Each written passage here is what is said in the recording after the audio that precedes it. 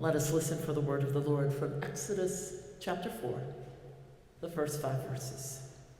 From the Inclusive Bible, hear ye the word of the Lord. Moses asked, "But what if they do not believe me or even listen to me? What if they say, 'God has not appeared to you?'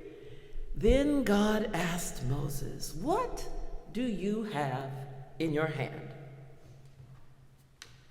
'My staff,' Moses replied. 'Throw it on the ground.'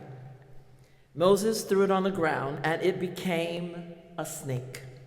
Moses recoiled in horror, and then Yahweh said to Moses, 'Reach out your hand, grab it by the tail, and it will become a staff once again in your hand.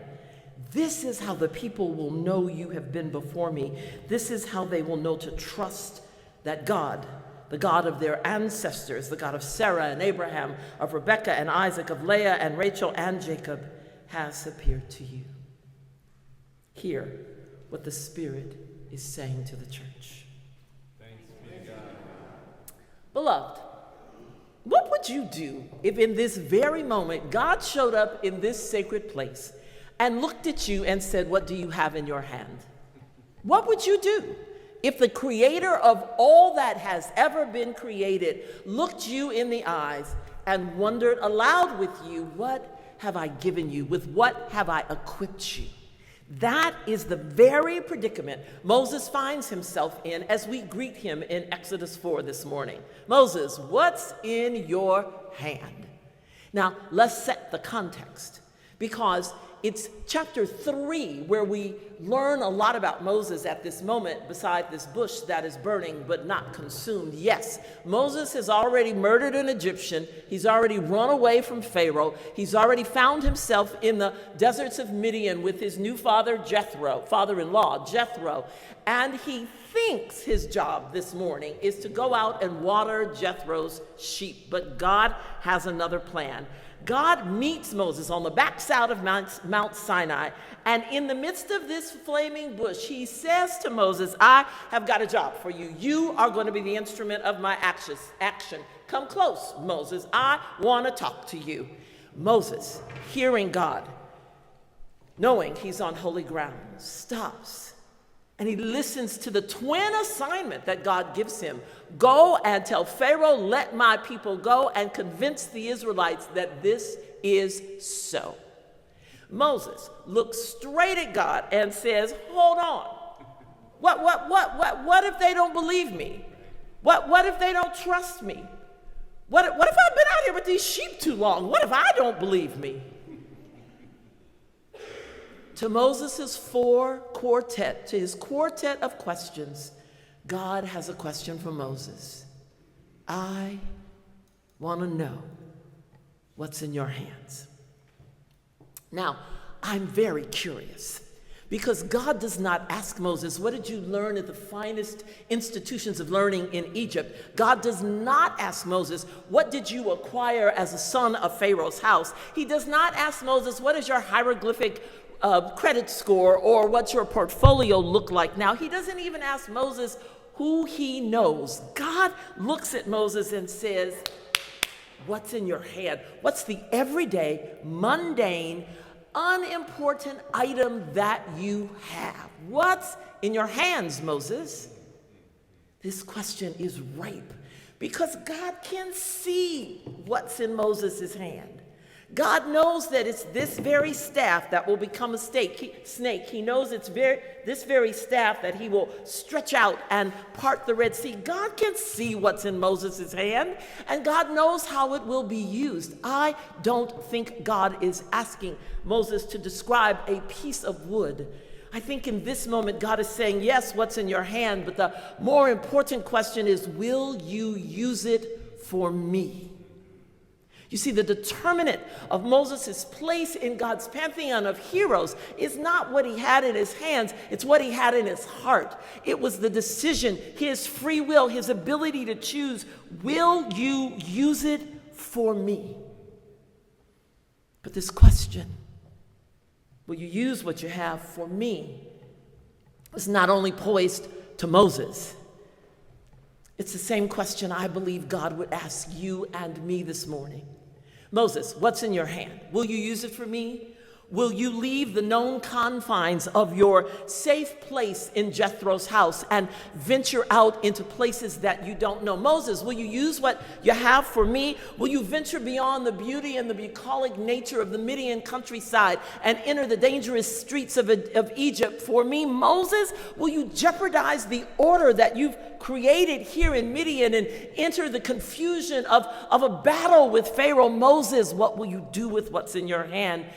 Brown, will you leave the known confines of your accepted political position and venture out into places to try and hear the cries of both the Palestinians and the Israelites? Will you leave the confines of your accepted and grounded political positions and try and understand those who don't agree with you on immigration and on reproductive rights and on taxation? And will you leave the known confines? And that's not all. Will you leave the beauty of the sanctuary sitting under Tiffany glass? Will you leave the beauty of a place that is safe and venture out into a place where there is maybe an absence of that safety, a place where you can draw near to those whose labels would easily divide you, a place where I might touch the fear of those who disagree with us, because I believe fear is ruminating under the basis of what we're seeing in our nation. Moses, will you venture out? Brown, will you venture out? And Moses, will you jeopardize that understanding of a normalized shepherd life? Brown, will we jeopardize the ability to enter messy conversations where we don't know what's going to happen? Will we jeopardize our safe conversations in our echo chambers to move beyond them? Will we jeopardize the peace that we have when we come together and everybody believes the same, and instead hear God's aspirational word to the people of God that through us, all of the families of the world are to be blessed? Will we, like Moses, move beyond that which we can see and that which we can control? Or will we, like Moses, make excuses? My brother speaks better than I do, God. Call Aaron. Do you not know that I'm a wanted man in Egypt? I kill folk. I can't go back there. They're looking for me. Do you not know that I can do more here converting all the Midianites, because they're going to cause your people trouble later? Let me start that work now. Are we like Moses? Do we see what's in our hand but try and get out of how God wants us to use it? Now, let me make two points before I go to the heart of this sermon. And somebody, you got a Black Baptist standing before you, so I'm watching my watch. Point one. Moses is a few steps ahead of us in this text because he knows what he has in his hand. When God asks him that question, he is able to touch and show God what he is holding. And some of us in this very sanctuary this morning may be saying, what's in my hand? God, I don't know. And it would be easy to turn this sermon and create a list of all the things that I've already seen are in the corporate hands of this amazing church and the individual hands of those before me, but that's not my charge today. I will tell you that I believe the question is a good question, God, what's in my hands? But I also believe it is a question that is applied best when we are in our quiet spaces and not comparing ourselves to others. One of the challenges we face is competition kills innovation. Comparison kills the ability for me to use what God has given me uniquely. And so when we ask that question in a corporate setting, we're too often willing to look over our hands and wonder what somebody else has that I don't have. So I want you to ask that question in the quiet of your secret closet, in the place of your prayer, that God might speak to you uniquely about, for this season, what is in your hands. And point two, Everybody's got something in their hands. If you don't believe me, turn to 1 Corinthians 12. It's the 7th verse, where the Apostle Paul is saying to those gathered, each believer has received a gift that manifests the Spirit and the Spirit's power and presence.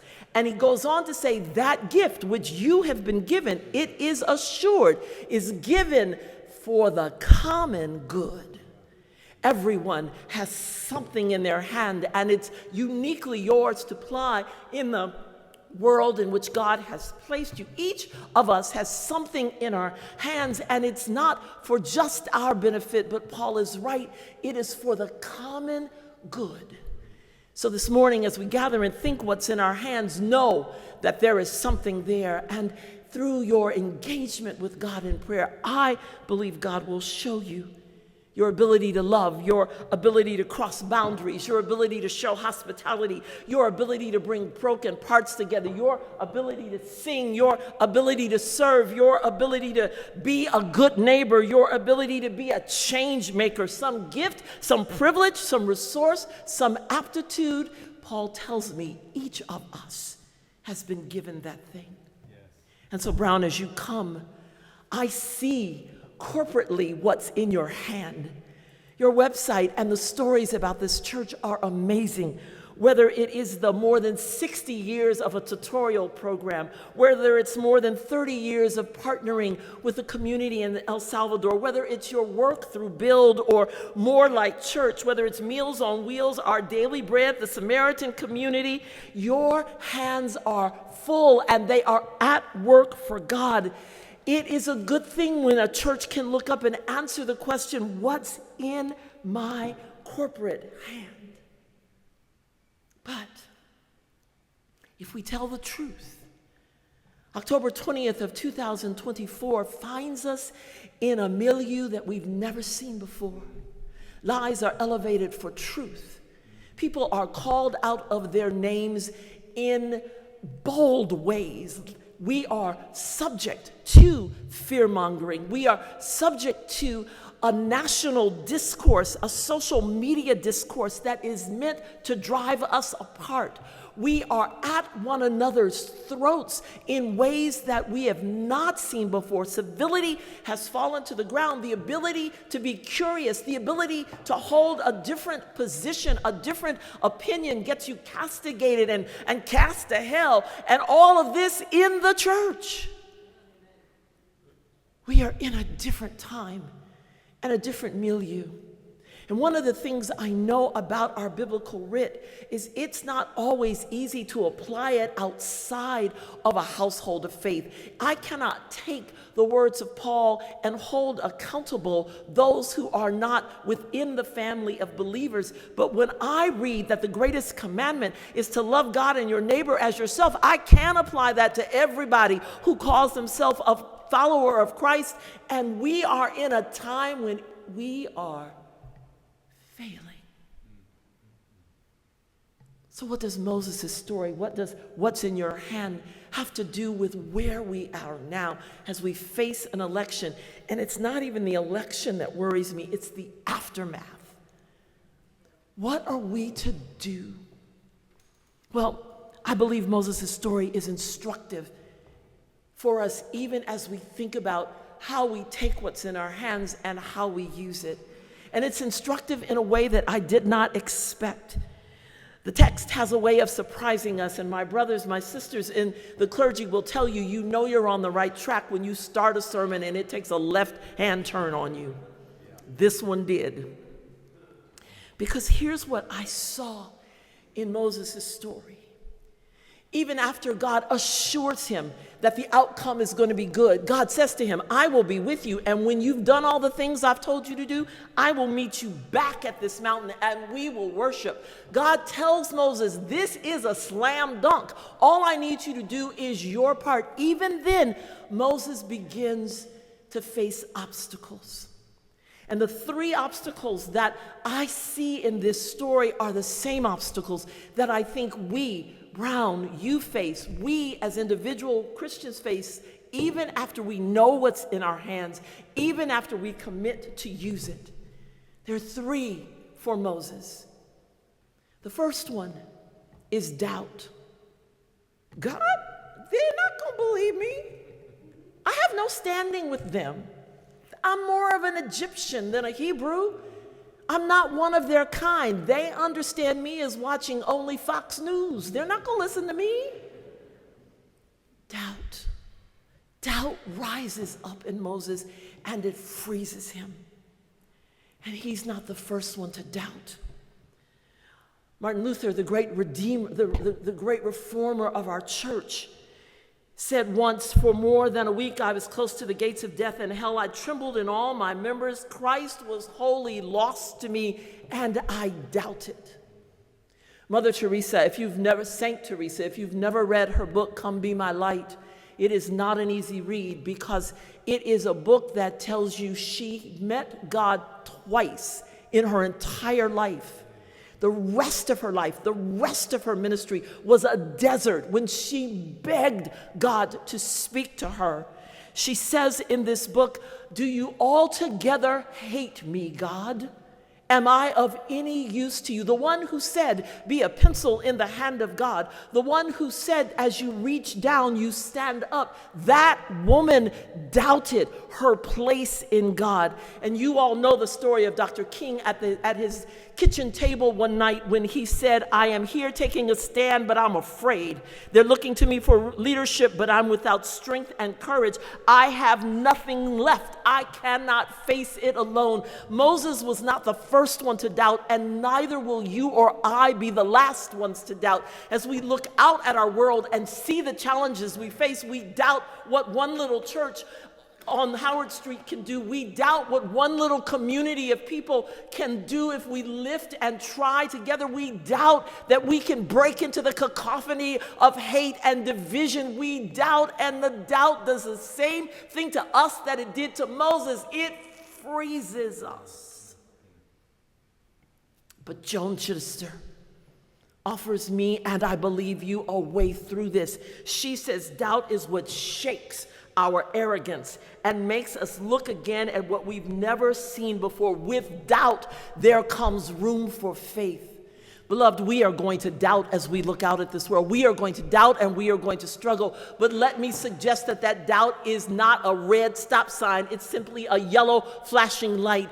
It is cause for us to slow down and to think again and to ask God to reveal to us what we have not, as Chittister said, before seen. Doubt is actually a gift because it removes from us the kind of arrogance and certainty that gets us to walk down paths without thinking there might be another way, that gets us to engage in activities as if there is only one way. Our doubt is our gift because it humbles us and brings us to the place where we have to look up. The worst thing in the world is to think that we are both sufficient as well as necessary. We are necessary in the work of God, but we are insufficient.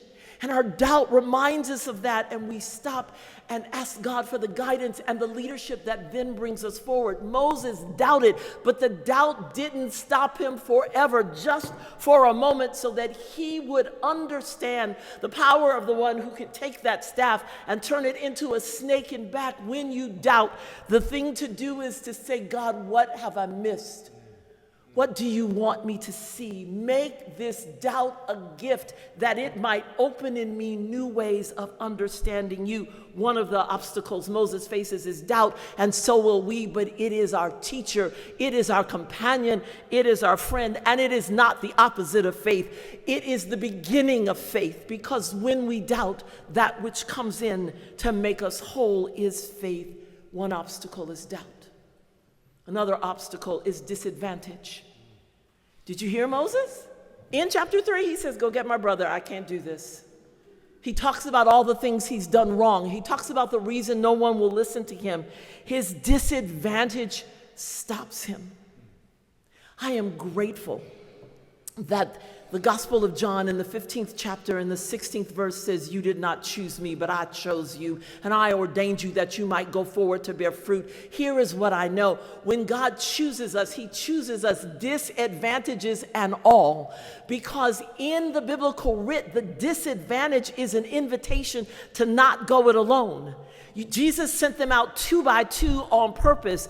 God sends Moses back to get Aaron and for them to be a pair. Throughout the biblical text, we are in community. My disadvantages are an invitation for me to look out and find out who comes alongside me, who can balance my disadvantages, and I can balance theirs. And together we are stronger. A threefold cord, the writer of Ecclesiastes says, is not easily broken. That's you with your disadvantage, me with my disadvantage, and the presence of the Holy Spirit braiding us together. So together we are strong. We are not meant to do this alone.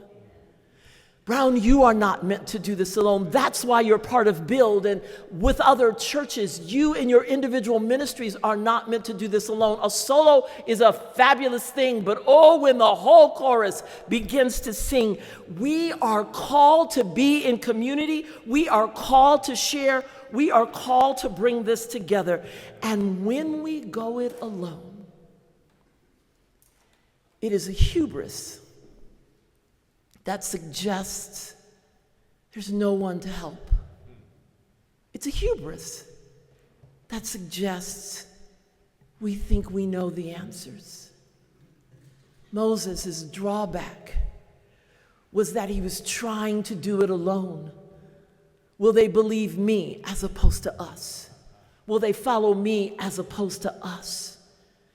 We are an us from the beginning. Let us make humankind. Nothing in our biblical walk is alone. So the drawback that Moses had to face, the drawback that he had to see, was that he was seeking to do this by himself. And beloved, the more shame and guilt we are trying to hide, the more we'll try and do it alone. Moses didn't want to partner with anybody because he knew his history.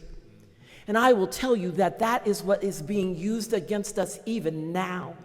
That we are being pushed against one another, and the faults and the foibles are being lifted up so that we look at one another cross-eyed and with side eye. And so we will not partner because you don't agree with me on absolutely everything. And we will not partner because I heard you say something like this. We will not partner because I saw your car parked in front of X. We will not partner, and we walk out alone and we are unprotected, and this is not of God.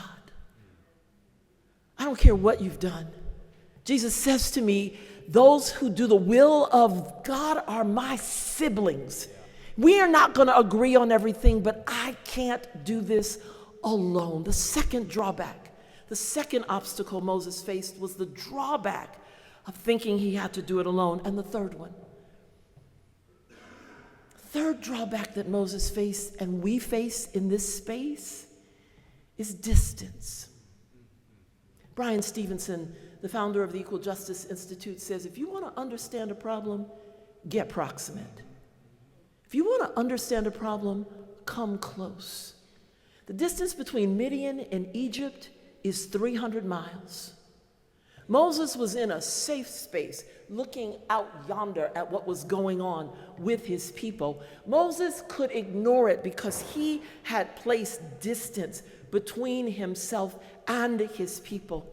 But the God that we love and serve is a proximate God. He could have spoken to Moses from the sky, but he showed up in a burning bush. The God we love and serve is a proximate God, an enfleshed Jesus who became incarnate with us.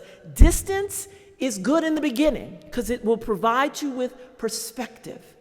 But distance keeps us from doing our best work. Distance keeps us from becoming proximate and understanding. Distance keeps us from feeling. We cannot work our way out of the concerns that we are in as a nation and that we will face on the other side of this election distant. That proximity has to happen.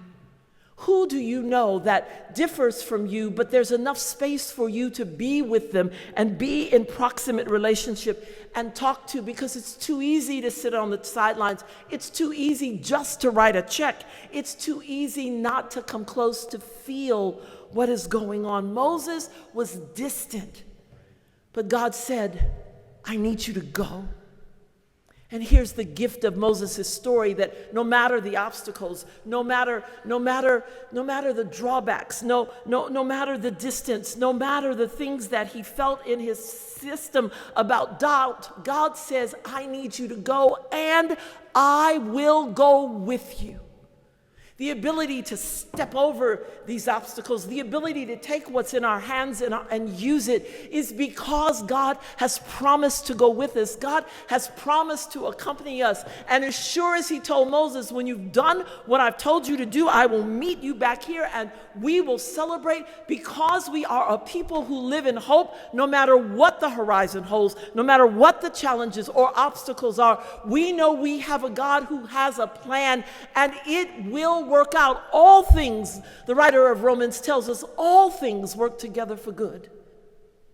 But like Moses, you and I have to do our part. In the education hour, I'm going to ask if anybody knows the names of the people who put the foundations for this church in place. I bet we don't know their names. But the only reason you were willing to come up those stairs and sit in this room is because you trust this floor is not going to fall. We don't know their names, but they did their part. Beloved, whatever the obstacles, whatever the doubts, whatever the drawbacks, whatever the distance, take what's in your hand. Join with those around you. Cover the distance. And just do your part. However small, however large. Because the God who said to Moses, I will be with you, has promised the same to you. God, when I doubt, let me ask you, what do I see anew? God, when I face disadvantages, let me ask you, with whom should I partner? And God, when there is distance between your assignment and my feet, show me how to cross over. And let me do all of this because you are with me. Here I am, Lord. Is it I, Lord? I've heard you calling in the night. I will go, Lord, if you lead me. Through doubt, through drawbacks, through distance, I will hold your people in my heart. Sing it, beloved, if you believe it. It's our closing hymn. And if you don't believe it, that's okay. That's the doubt.